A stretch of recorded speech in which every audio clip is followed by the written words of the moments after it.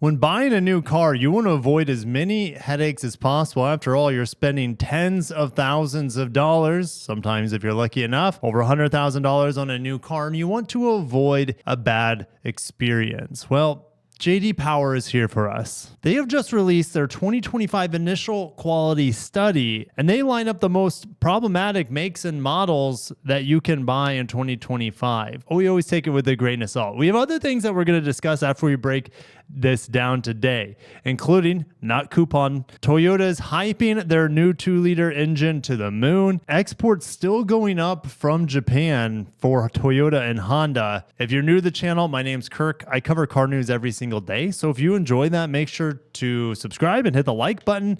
And in just a couple days, I'll be sharing my 2026 I just drove the Passport Honda CR-V Trail Sport. Drove it 2 days ago. I'll be getting that review up for you guys very, very soon. So stay tuned for that and many more cool things to come this summer and this fall. So the most problematic category here for these new cars is infotainment. And half of the top problems remain infotainment issues. And infotainment is taking over physical climate control, volume, other necessary functions in the cabin is going into the touchscreen, and people are not enjoying it. Honestly, this test to me is which cars are the most frustrating to live with. That should be the initial quality because half of the issues are infotainment, and if everything's baked into the touchscreen, it's an infotainment issue. It's a manufacturer issue with poor design, all right, poor ergonomic decisions. So with that being said, let's get into the car brands themselves. Audi and Volvo neck and neck here. Infiniti not far behind. Infiniti, that's a strange one because they have so few models and their infotainment's not terrible. It's just old. So I don't know about that. But Volvo, I just drove the EX30. Did not like the car. Everything was in the touchscreen. It was a very frustrating experience. A car that has way too many compromises to even consider buying. All right, the Volvo EX30. Audi, I just drove an S3 recently. I didn't really remember having any issues with the car. I really enjoyed it. So it just depends on the individual models within those brands' lineups. Volkswagen, again, like a lot of their climate control still through a slidey bar system that's touch capacitive, which is trash. Mazda. Well, Mazda has issues with the large platform a little bit with the CX-90, CX-70, for example, some teething issues as that platform is still maturing. I think that's probably their biggest issue because on the CX-5, the CX-50, the CX-30, the Mazda 3, all those are using really basic setups. So that's what I think Mazda's struggling with would be the CX-90 and the CX-70. Mitsubishi, I don't even know. I haven't driven Mitsubishi in a long time. The plug-in hybrid Outlander is the only one I recommend typically.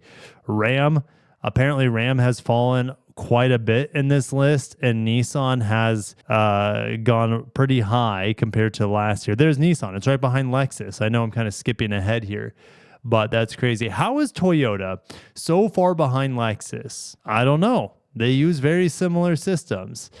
That's a strange one, but build quality and tolerances are better on Lexus models. Let that sink in. Maybe it's because Nissan is so old, like their platforms are so old. So there's like people have been making them for a long time. They've got them figured out. The parts are figured out. I don't know. Is Nissan more reliable than they used to be? I still want to buy one with a CVT, at least one though. Nissan Kicks, CVT, hauler. Hyundai, right there at the top. Does that surprise you? Jaguar. They're not even a real brand anymore. That's a joke. So I immediately throw this study out because they have Jaguar in here. Chevy, then Honda, then Dodge. How is Dodge at 180 and Ram all the way down here? It's the same company. Buick, Genesis, Jeep. Do you believe that? Do you believe Jeep has great initial quality? Subaru, Porsche, and the study average is 192. All right, with some down here way out of the bell curve. I know I take very little stock. Do I typically believe Lexus are built better than most other brands? Yes. But again, this is just initial quality, and half of it is people's frustration with infotainment. All right, so keep that in mind. Moving on to highest initial quality model is a Porsche 911. It should be for how much you're paying for it. Top 3 models per segment. Small premium car, Integra, then BMW 2 Series. Compact car, Sentra. Kia K4, Hyundai Elantra. Interesting. No Civic in there. No Corolla in there. No Prius in there. Compact premium car, Lexus IS. That car hasn't changed very much over the last 15 years. Genesis G70, which aren't they supposed to be killing that car? And the Cadillac CT4. Midsize premium car. Well, seemingly there's just a Lexus ES in that category. Midsize car. Nissan Altima. Do you think the Nissan Altima is the highest initial quality midsize car? You know, when I think about Toyota having these issues with initial quality and thinking about their infotainment system is bad. When you get in some of their cars and they're asking you for a PIN number to enter, or they're asking you to subscribe to their navigation, when you just can plug in your phone and have better navigation through Apple CarPlay or Android Auto, it's a frustrating experience. So I think that's why Toyota's so low on this list. And you might be saying, what about Lexus? Yeah, but Lexus is going to have some of those infotainment issues. And overall, they're going to have less issues than a Toyota because they're built better on average. Not all the time, but on average. All right, so the Altima's still up there at the top. Malibu, didn't they cancel it? What is the Malibu doing in here? All right, Hyundai Sonata. Hyundai Sonata is in there. No Accord, no Camry. I'll see you guys in the comment section about that.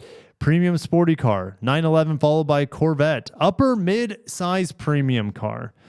G80, E-Class, and then Mercedes-Benz CLE. Okay, well, I'm just seeing it as a coupe, right? Since the CLE is only a coupe. From what I'm seeing, is that right? You guys will tell me. JD Power initial quality standard for SUVs now. Encore GX, that's built in Korea. Ironically, it's beating out a Kia Soul. Chevy Trailblazer, that is also made in South Korea. Okay, so Chevy's best made vehicles are made in Korea. Is that a surprise to you? Probably not. All right, Ford Bronco Sport, made in Mexico. Small premium SUV, Audi Q3 followed by UX followed by GLA. Compact SUV, Ford Escape. Aren't they killing the Ford Escape too? Isn't that supposed to happen eventually? Yeah, by 2026, it's supposed to get killed. All right, so enjoy your initial quality standard Ford Escape. All right, Jeep Wrangler. I don't like the Rogue. It's not that it's not well built. It's just that the powertrain's so bad on it. Compact premium SUV, Acura RDX, followed by Lexus NX, followed by X4. All right, midsize SUV, Chevy Blazer, which is built in Mexico, Honda Passport, built in Alabama, Toyota Crown Signia. Do you guys believe that a Chevy Trailblazer has better quality than a Toyota Crown Signia that's built in Japan? It comes down to infotainment, apparently. Mid-size premium SUV, Cadillac XT5, beat out the Lexus RX and Land Rover Defender. Do like the Defender, though. I'm a sucker for that truck. Or it's unibody. I'll still call it a truck. Upper mid-size SUV, Kia Telluride, beating out things like, well, I'm reviewing the Grand Highlander this week, so stay tuned for that. Subaru Ascent, then Palisade and Pathfinder. Love the Pathfinder because they're dirt cheap. You get them for the low 30s with 0% financing. Great deal. Upper midsize premium SUV X6 beats out the GV80. Love the GV80. Haven't driven an X6. I don't know if ever. All right, and Porsche Cayenne. I've been in them, but I haven't driven one either. So don't know what to say, but I love the GV80. Needs better paddle shifters, but that's the only major knock I have on it. Large SUV, Chevy Tahoe. Just reviewed one recently. The Suburban. Then the Toyota Sequoia, then the Chevy Suburban. Oh, love the Suburban. All right, large premium SUV. X7 over Range Rover over GLS. The Lexus TX is not in there, nor was the Grand Highlander, again, that I'm reviewing this week.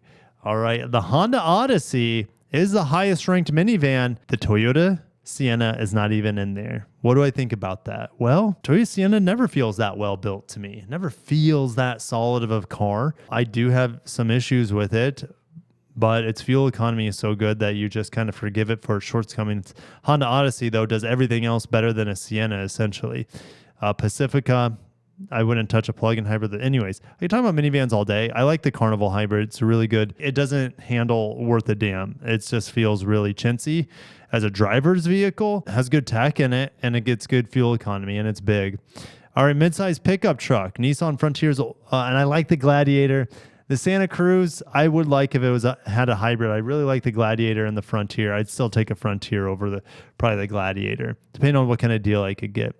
Large light-duty pickup truck. Silverado, then F-150, then Tundra. Large heavy-duty pickup truck, Ford Super Duty, and then Silverado HD. No Ram HD in there. So here are the plants that are giving out the best cars. The BMW C4. This is a slap in the face to Toyota that it's not even mentioned here. The Toyota Supra is built at this plant. Why are they not mentioning that?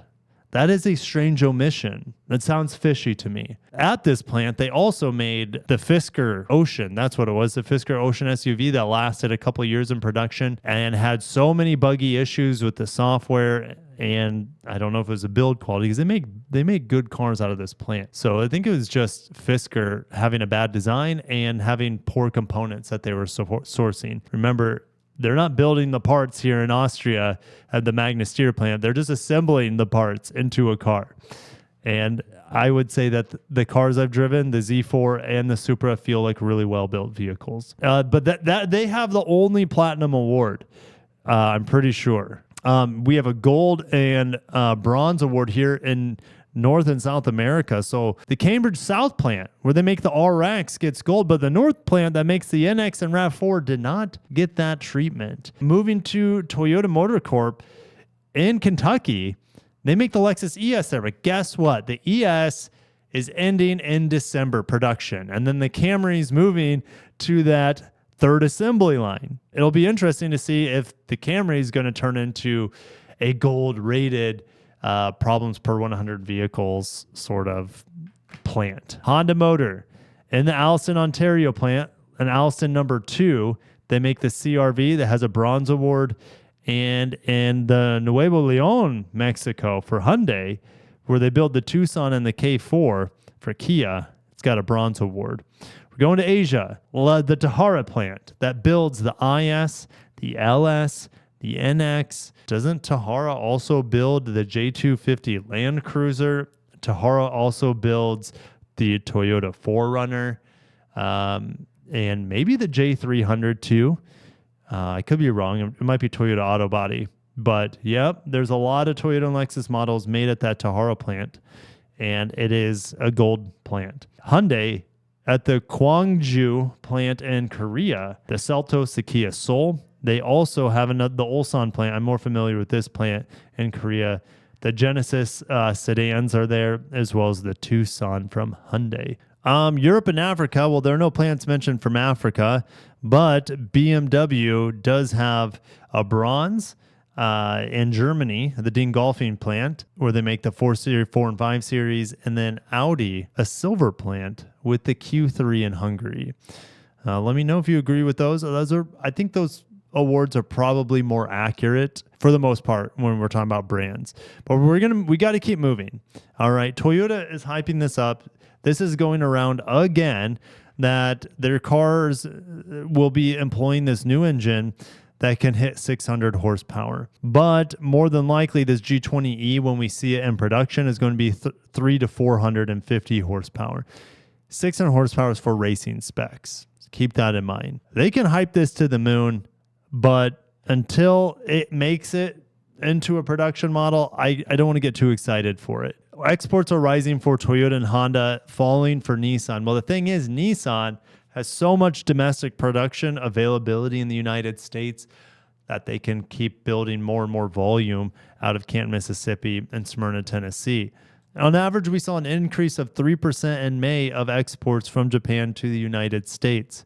Toyota's exports actually increased 10% in May to 142,000 vehicles, and shipments to North America jumping 31% to about 50,000 exports. Honda's exports shot up 64% to about 11,000 vehicles in May, while shipments in North America surged to 3,200 vehicles from just 62 the same month before. That's the Civic Type R. Really, that's the only model that I'm aware of that comes from Japan.